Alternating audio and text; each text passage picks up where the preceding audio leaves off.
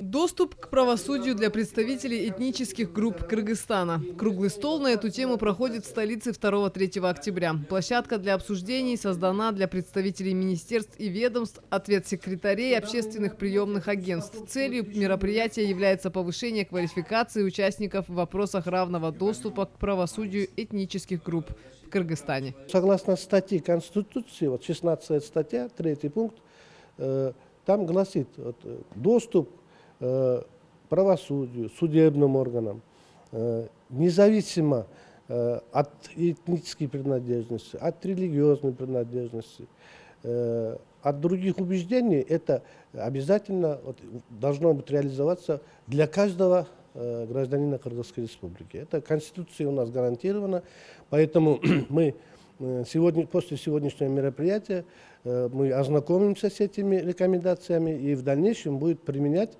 те моменты, которые именно будут в пользу нашей стране.